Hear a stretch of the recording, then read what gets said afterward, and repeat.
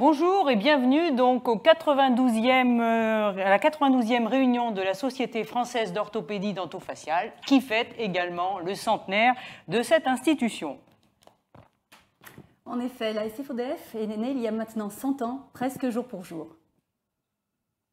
Tout a commencé le 22 mai 1921 à Lyon, à 9 h du matin, quand 21 praticiens, 17 lyonnais et 4 parisiens, se sont réunis à l'appel du docteur James Cointero dans la salle d'attente de son cabinet d'orthodontie, situé au bord du Rhône, au numéro 1 du quai Jules Courmont.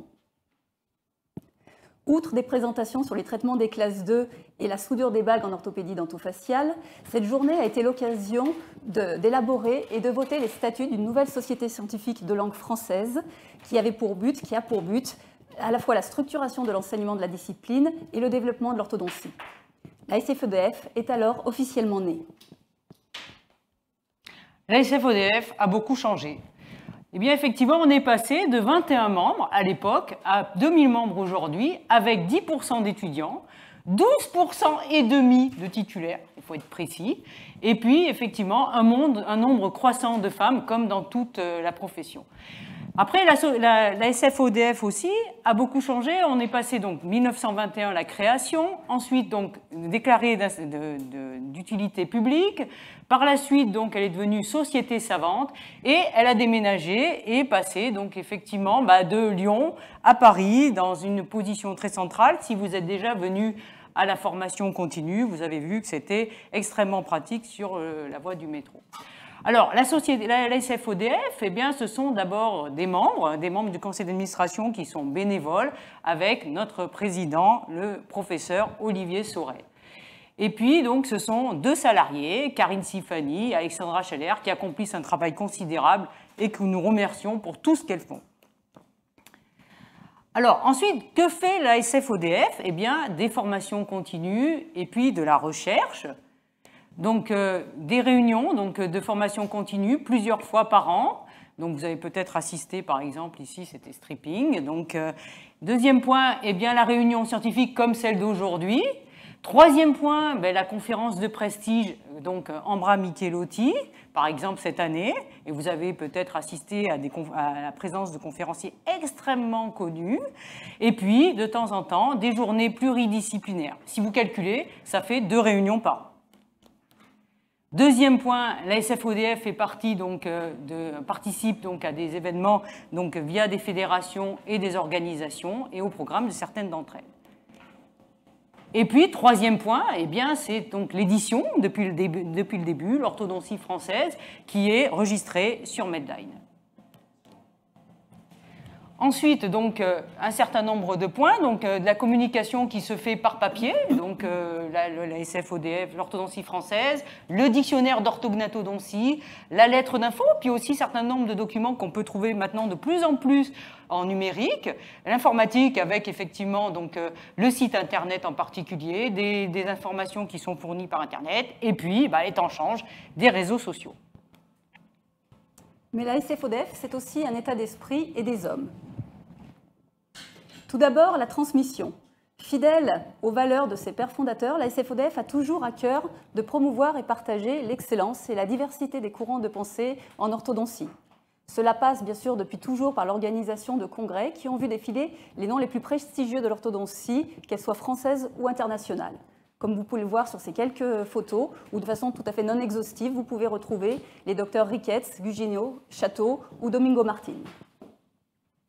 Depuis quelques années, cette transmission passe également par l'organisation de conférences de prestige où la parole est donnée pendant une journée entière, voire 2 journées en ce qui concernait Zachrison, à des acteurs majeurs de notre profession. Vous avez ici quelques photos des dernières journées de prestige avec Zachrison, Kokoni, Triaka, Nanda ou encore Chris Chang. Malgré l'exigence scientifique, cette transmission s'est toujours faite dans la bonne humeur et la convivialité propice à la naissance de belles amitiés.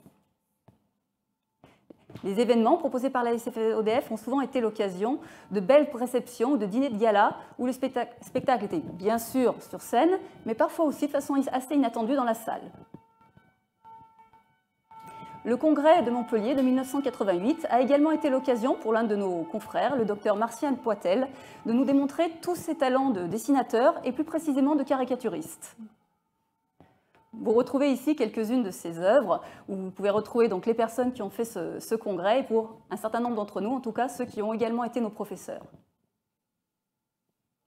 Alors, pour bien comprendre ces caricatures, par exemple celle de droite de Pedro Planas, il faut savoir qu'au cours du congrès, ce dernier a été victime d'une panne d'électricité en pleine conférence, mais loin de se démonter, il a sorti une lampe de poche de sa poche, justement, et il a continué sa conférence.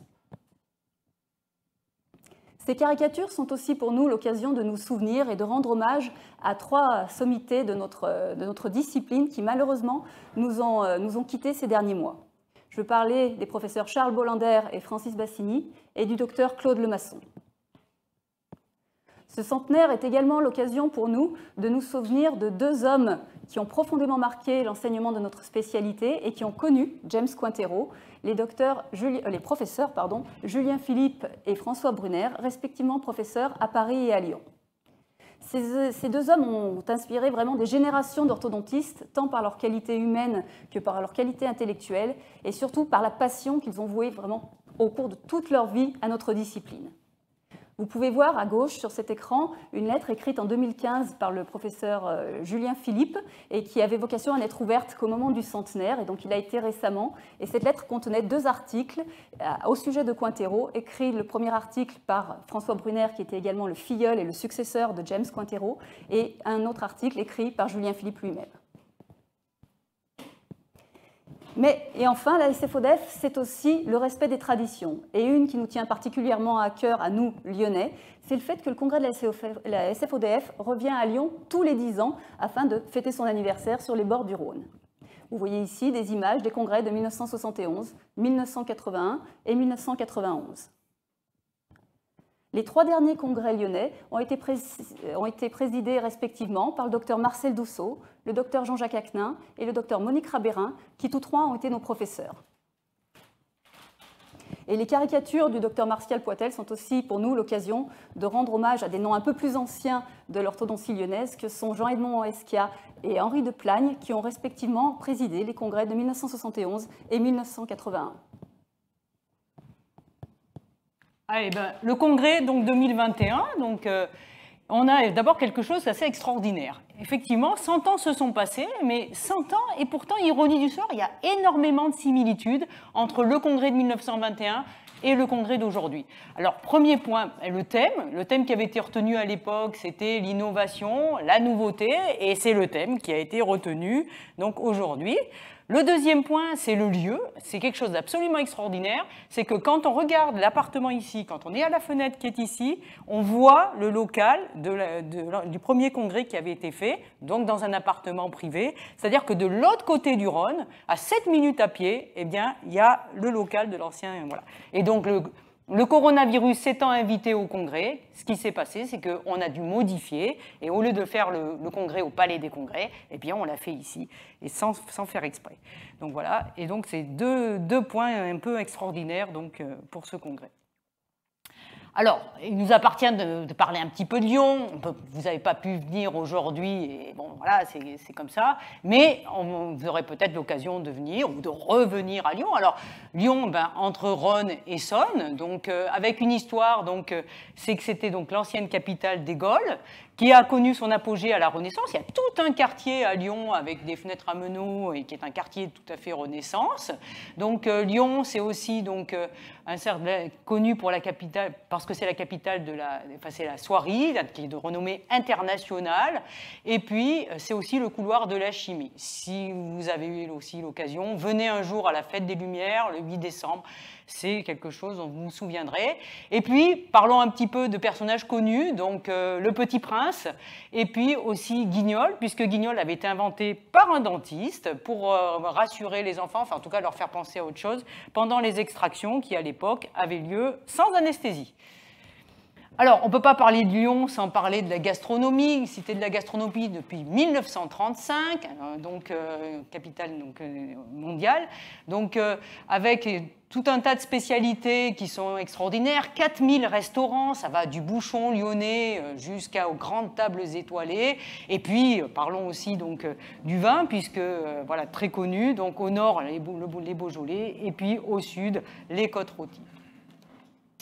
Alors, Lyon, c'est aussi une architecture avec effectivement la tradition. Donc ici, par exemple, l'Hôtel-Dieu, qui est lui aussi situé quai Jules Courmont, donc là où avait lieu donc, le premier congrès de la SFODF, donc qui a été tout à fait retapé, qui était à l'époque un hôpital. Et aujourd'hui, c'est un dédale de cours qui est magnifique.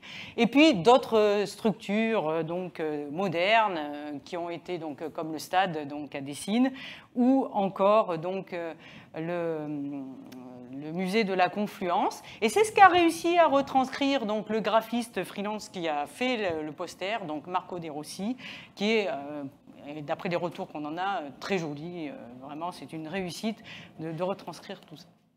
Donc voilà. Après, parlons du congrès et du pré-congrès. Le pré-congrès, hier, mais vous pouvez encore vous inscrire jusqu'au 7 juin, avec une conférence tout à fait remarquable du professeur Squilean, très didactique, avec beaucoup de vidéos et avec des informations importantes pour les orthodontistes.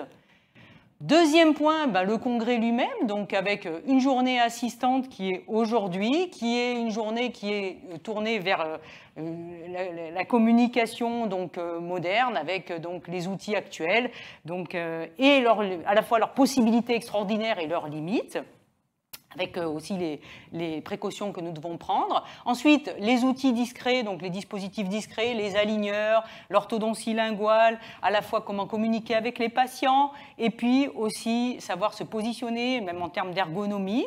Et puis, troisième point, les empreintes numériques avec de la capture, le setup, et puis la réalisation de dispositifs. Pour ce qui est du congrès des praticiens, nous avons essayé de relayer 3 questions qui sont généralement posées par les patients. D'abord cette matinée consacrée au traitement conservateur, comment essayer de maintenir l'intégrité des dents et le nombre de dents, à la fois sur le plan parodontal. En plus du plan parodontal, sur le plan chirurgical, chirurgie orale et chirurgie orthognatique. L'après-midi consacré aux ancrages et aux moyens de déplacer rapidement les dents. Et demain matin, comment faire pour rendre le sourire le plus joli possible, à la fois parce que le dispositif est discret et à la fois parce que le résultat est le plus harmonieux possible, à la fois sur le plan esthétique et sur le plan fonctionnel. En plus de cela, sachez que vous pouvez aller voir les stands, c'est possible, certains même jusqu'au 7 juin. Et aussi, regardez les posters qui ont été réalisés. Il y a 26 posters. Alors le format, on l'a adapté, c'est-à-dire qu'à la fois vous pouvez voir le poster lui-même et à la fois vous pouvez regarder un petit commentaire qui dure 3 minutes et qui est très intéressant.